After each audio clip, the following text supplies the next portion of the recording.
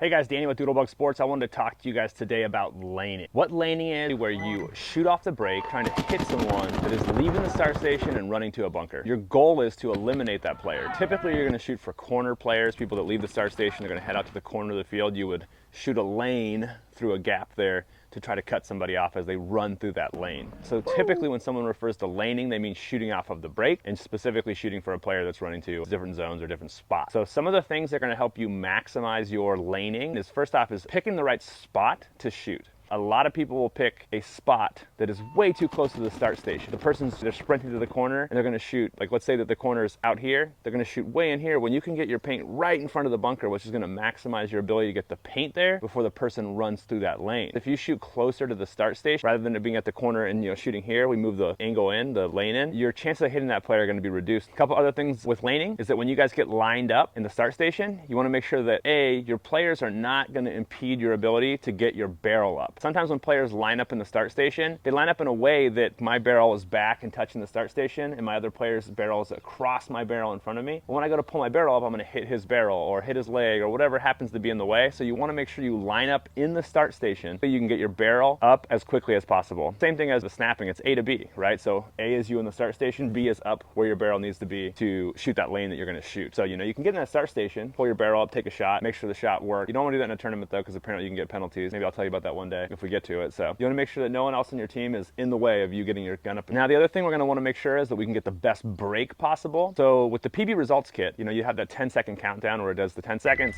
beep, beep, beep. Here we'll insert it, this thing. So a lot of teams, that first beep is going to be 9, 8, 7, 6, 5, 4, 3, 2, 1, and then buzz. So what teams will do, and you'll see it, is teams will count down so that when they get down to 1, they know that that next buzz is going to be, it's starting. Not that you're like starting early, but you're able to start right as the buzzer goes off versus waiting for the buzzer and then reacting to the buzzer. That'll get you kind of that quarter second, half second advantage of getting your barrel quickly. Now, this can also compound if the other team is going off of the buzzer and you can get your barrel up a little quicker. That could give you a second jump on that player. Making sure that you are understanding and as ready as possible for the start of the game. This means even if, like, let's just say it's a game on in 5 and someone yells go, that you are just ready to go the second that thing goes off. It's going to help you big time with good lanes. One of the biggest things is making sure that you're practicing this stuff. If you are not getting eliminations off the break, it's definitely something you want to work on. You either want to adjust the lane, potentially also even just having someone go and watch to make sure that maybe you're not bouncing the player. That'll happen sometimes, is that people will shoot for someone and they'll bounce them and then all of a sudden they think their lane isn't working when it really is. In many events we'll practice and we'll use a lower grade paint to help keep costs down, and we're bouncing players at practice, and if we don't know that, we may change our game plan, which is not going to be an effective thing to do just because we think we're bouncing people when we're not, or we are not hitting them and we need to adjust. Making sure that you're aware of what's actually happening, the results of what you're doing, that way you can make appropriate decisions, adjust those lanes or stick with them. I got a few other tips to help you maximize eliminations off the break. If you have a few different ways to shoot a shot, like let's say there's a snake runner we think is going to happen, if the back center can shoot it and someone else has a good shot on it, let's say someone typically going out to the D side, there's going to be a decent shot on the snake side because you're getting wider, so it improves the angle. So if I can have my back center player and potentially like a Dallas or a D side player able to get their guns up quickly off the break to get more than one lane, that's going to help improve the odds of hitting that shot. I would highly recommend, if you can, get more than one gun on a lane and eliminate that player. Sometimes teams will spread their guns all over the place, and it's like if you just get one elimination, it'll make a major difference. So focus 2 guns on one lane, or even 3, however many you can get good shots on and still have a breakout where you're not just stuck in the back center. Another tip when laning is get the best paint possible. Now, this is going to be one of the farthest shots you're going to have, so you want to make sure the paint that you're using is really good. It's going to be the most brittle paint you can. So what a lot of teams will do for practice is that they will actually purchase field paint for the generic in the middle of the game stuff, but they'll buy the higher end paint specifically to fill their hoppers with off the break. If you guys start with a hopper full of paint that is the best quality paint, your chances of eliminating someone off the break without getting a bounce or something like that is going to be higher, especially for your laners. Get it in their hopper. Not a bad idea though to start everybody at least with 1 hopper of paint, so that when you're the furthest away, you have the most brittle paint possible, highest chance of eliminating people early in the game without getting bounces. I hope you guys find these tips helpful. We're going to be doing more and more of these videos and we'll improve them as time goes on. Like, follow, share, all the other stuff that you're supposed to do. Thanks guys. See ya.